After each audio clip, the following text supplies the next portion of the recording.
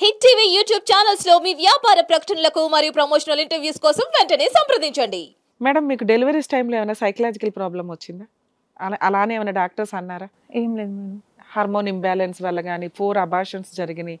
ఒక స్త్రీకి ఒక 6 times ఇంత అటాక్లు అంటే ఆరోగ్యంతో పాటు సైకలాజికల్ గా కూడా కొంచెం ప్రాబ్లమ్స్ వస్తాయి.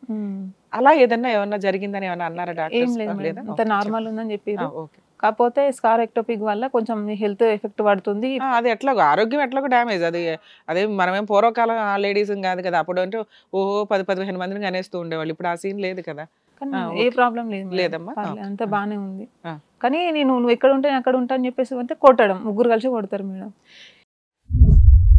ఆడపిల్లలు ఇద్దరు అన్న ఒక్క రీజన్కే మీకు ఇంత సినిమా చూపించారా? 7 years నుంచి మేడం. ఇప్పుడు కాదు అప్పుడు కాదు. ఎట్లయితే నన్ను చాలాసార్లు వదిలించుకుందామని చాలా ప్రయత్నాలు చేసిండు. ఎన్నోసార్లు కొట్టి అమ్మ వాళ్ళకి పంపించిండు. వితిన్ 1 week లోనే డైవర్స్ నోటీస్ పంపించడం చేతుల పనిగా మేడం. పంపిస్తూనే ఉంటారు. ఎప్పుడు పంపించారు డైవర్స్ నోటీస్ మీకు? 2021 లో మేడం. అప్పుడు ఒక 3 భయ్ నువ్వేం చెప్పావు? ఈ 7 months నుంచేనండి మాకు గొడవలు అంటున్నావు. ఈ 5 to 6 months గొడవలు జరుగుతున్నాయి. పెళ్లి అయిన కాంచి గొడవలే మేడం.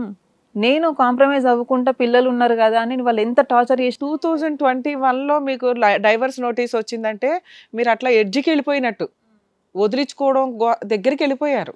రేపో మాపో ఇంకా డైవర్స్ లో లేకపోతే కోర్టుల చుట్టూ తిరగడం ఇది ఒకటే మిగలాలి అంటే మళ్ళీ అది ఎట్లా రెక్టిఫై అయ్యి మళ్ళీ పెద్ద మనుషులు కూర్చున్నాం మేడం. పంచాయతీ మేము పెట్టుకున్నాం. ఇదంతా వద్దు, పిల్లలు ఉన్నారు, విడిపోతే బాగుండదు అన్నట్టుగా మేము కూర్చొని మాట్లాడు. అప్పుడు వాళ్ళు చెప్తున్న అలిగేషన్స్ ఏంటి మీ మీద? మీ మీద ఏదో ఒకటి చెప్పాలిగా. ఏం లేదు, చెప్తాడు ఏమనంటే ఇక ఏమంటాడు, వద్దు నాకు.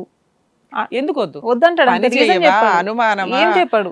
కట్నం తీసుకురాలేదా, లేకపోతే విపరీతంగా అనుమానించి అత్తమామలు సరిగ్గా రెస్పెక్ట్ ఇవ్వట్లేదా?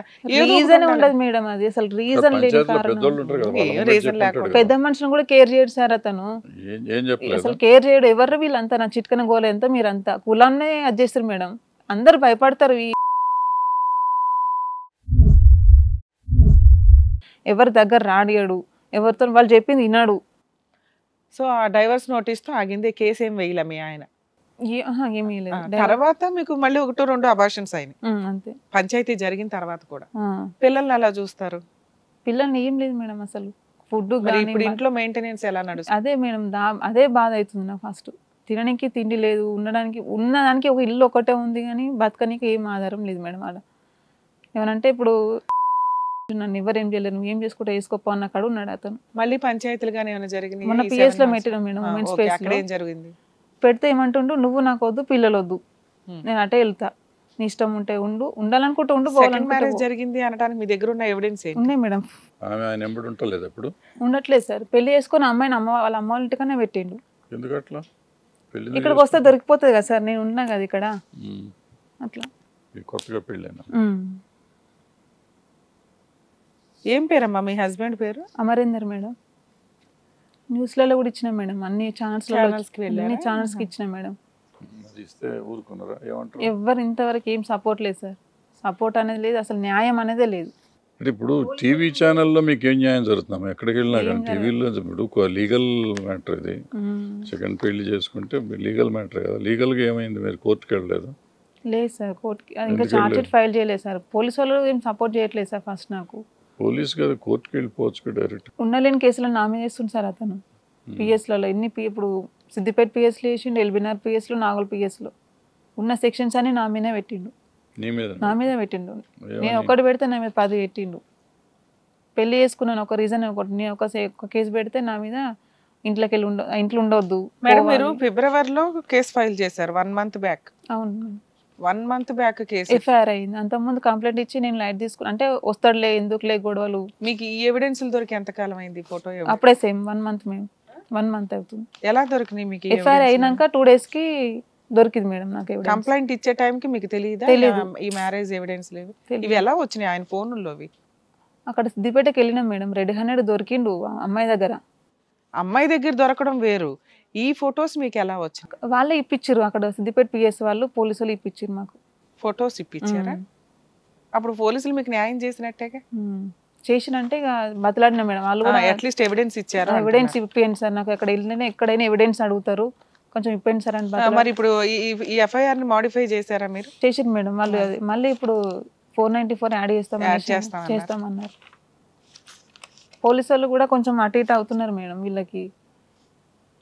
అంటే ఇట్లా చెప్పుకోవడము అది ఇది అని చెప్పేసి అన్ని క్వాష్ పిటిషన్ వేసిందట. యాంటీసెప్టిక్ బెయిల్ అన్ని తెప్పించుకుంటుంది మేడం. అవి లా అనేది రెండు వైపులా ఉంటది కదమ్మా. చేసిన మిస్టేక్ అతను మేడం, లేనిది క్రియేట్ చేసి నా మీద ఇప్పుడు అన్ని కేసులు వేయడం. ఎక్కడ నీ మీద ఏం కేసులు వేసారు? అవే మేడం ఉన్నది, నోటీస్ ఉంది అందులో. నాగోల్ పేస్ నుంచి వచ్చింది నాకు. ఓహో, ఇది నీ మీద వేసిన కేసు? నా మీద ఇష్టం మేడం. నువ్వు వెళ్ళి అక్కడ కొట్టావా వాళ్ళని? కొట్టినాం అంటే కొట్టడం అంటే మేమేం కొట్టలేము మేడం. పోయేసరికి మంచిగా తింటున్నారు. అయితే ఆ ఏరియా వాళ్ళ అక్కడ ఏరియా వాళ్ళే ఎక్కువ కొట్టిరు మేడం. నేనైతే కొట్టినా, మామూలుగా కొట్టినా మా హస్బెండ్ని. కాదమ్మా, ఇప్పుడు ఫిబ్రవరి 1st నువ్వు కంప్లైంట్ ఇచ్చావు, మళ్ళీ వాళ్ళ ఇంటికి ఎందుకు వెళ్ళావు? కేసు ఏదో తేలాలి కదా. 16వ తారీఖు నువ్వు వాళ్ళ ఇంటికి వెళ్ళి వాళ్ళని కొట్టావు. అలా వాళ్ళు ఇచ్చిన కంప్లైంట్ అదే కదా. ఫిబ్రవరి 16న నీకు నోటీస్ వచ్చింది. అవును, ఆ టైంలోనే మీరు కొట్టుకున్నారు. ఆ ముందు లేదు మేడం. అంటే నేను ఇంటికి రావట్లేదని ఎఫ్ఐఆర్ చేయించిన. పెళ్ళయిందని తెలిసిందేమో, ఎఫ్ఐఆర్ అయినాక నాకు పెళ్ళయిందని తెలిసింది. తర్వాత నువ్వు ఇంటికి వెళ్ళి గొడవ చేసావు. గొడవ అయింది అక్కడ సిద్దిపేట. అత్త మామని అందరినీ కొట్టేవా? సూపర్. అక్కడ ఇద్దరు అమ్మాయిలు పెట్టుకున్నాక ఇంకో పెళ్లి చేసుకుంటే కోపం రాదా మేడం? మరి కొడితే వాళ్ళు కొట్టలేదా మళ్ళీ? సిద్దిపేట వాళ్ళ ఏరియా వాళ్ళే కొట్టిరు సార్ మాకన్నా. నేను తక్కువనే, ఇంకా వాళ్ళే ఎక్కువ కొట్టిరు. ఇద్దరు అమ్మాయిలు పెట్టుకొని మా ఇంట్లోకి ఎట్టు వచ్చి మా అమ్మాయిని ఇట్లా పెళ్లి చేసుకున్నామని వాళ్ళే ఉల్టాయి. సో ఇప్పుడు మీరు అంటున్నది మీకు పోలీసులు న్యాయం చేశారు, ఉన్నంతలో ఎవిడెన్స్ ఇప్పించారు, చుట్టుపక్కల వాళ్ళు న్యాయం చేశారు, వాళ్ళ 4 పీకి, అంతేనా? అంతవరకే. కానీ మళ్ళీ ఇప్పుడు ఇతను ఏం రెస్పాండ్ అవ్వట్లేదు. ఏం రెస్పాండ్ అవ్వాలి మీకు? పోలీసులకు రెస్పాండ్ అవ్వట్లేదు. ఇప్పుడు నాకు కొన్ని 10 మనుషులు కూర్చుంది, మరి అక్కడ సెటిల్మెంట్ చేసుకుంటావా, ఇక్కడ సెటిల్మెంట్ చేసుకుంటావా, ఎక్కడ సెటిల్మెంట్ అనేది ఏం చెప్పట్లేదు మేడం. ఏం సెటిల్మెంట్ కావాలి మీకు? పిల్లలకి మేడం, పిల్లలు ఏ రకంగా బతారు మేడం? నేను అదే మీకేం సెటిల్మెంట్ కావాలి? భర్త కావాలా? భర్త కావాలనే అనుకుంటున్నాను. అది సెటిల్మెంటా మీకు? పిల్లలకు ఫుడ్ మరి మేడం, ఫుడ్ గురించి అడుగుతున్నాను. అరే బాయ్, ఫుడ్ వేరు తండ్రి వేరు. ఫుడ్ వేరు తండ్రి వేరు, నీకు అర్థం అవుతుందా? అయితే ఫుల్ అండ్ ఫైనల్ సెటిల్మెంట్ అడుగుతున్నారా, లేదు లేదా భర్తే కావాలి అనేది అడుగుతున్నారా? ఫస్ట్ అక్కడ సెటిల్మెంట్ చేసుకుని రానేసి మనం PS లో చెప్పినాం మేడం. మేము ఎట్లయితే పెళ్లి చేసుకున్నామో అట్లనే సైడ్ తప్పించేసుకొని వచ్చి నన్ను చూసుకో, పిల్లలను చూసుకో అని చెప్పినాం మేము. చెప్తే సరే అన్నాడు. పోలీసుల ముందు ఒప్పుకున్నాడు, పెద్ద మనుషుల ముందు ఒప్పుకున్నాడు. ఈ లాస్ట్కి ఇప్పుడు అక్కడ ఏం చెప్తున్నట్ట, నన్ను క్లోజ్ చేసుకున్నా అని చెప్పేసి వాళ్ళకి చెప్తున్నాడట. నువ్వు ఎంత టీవీ షోలోకి వచ్చి కూర్చుంటుంటే క్లోజ్ అయిందని అట్లా అనుకుంటారు. పిల్లలు ఉన్న అమ్మాయి అత్తగారి ఇల్లు ఆక్యుపై చేసుకుని ఉంది, ఆ అమ్మాయి అప్పుడే క్లోజ్ అయిపోయిందని ఎలా? మేడం ముందు డైవర్స్ ఇస్తాను ఒప్పుకున్నది, ఆమె క్లోజ్ అయిపోయింది. ఇప్పుడు ఒప్పుకున్నారా అట్లా ఫుల్ అండ్ ఫైనల్ ఏం సెటిల్మెంట్? లేదు అసలు. ఇల్లు రాసి ఇచ్చేయి, లేకపోతే పిల్లలకి ఏదైనా కాంపెన్సేషన్ లేదు మేడం, కావాలంటే నెంబర్ CA మేడం నెంబర్ ఇస్తాం, మాట్లాడండి. ఏం ఒప్పుకోలేని మేము నమ్ముతాం మిమ్మల్ని. ఇక్కడికి వచ్చి అబద్ధాలు చెప్పుకుంటూ కూర్చోరు కదా, అలా చెప్పినా మేము కనిపెడతాం. మీరు ఇందులో ఎన్ని అబద్ధాలు చెప్పారు, ఎన్ని నిజాలు అయి ఉంటాయి అనేది మాకున్న సీనియారిటీకి మాకు అర్థం అవుతుంది. సో ఇప్పుడు మీరు ఏమంటున్నారంటే కనీసం భర్త వచ్చేస్తే పిల్లలకి నాకు కాస్త ఇల్లు గడుస్తుందండి, ఇది ఇబ్బందిగా ఉంది అని.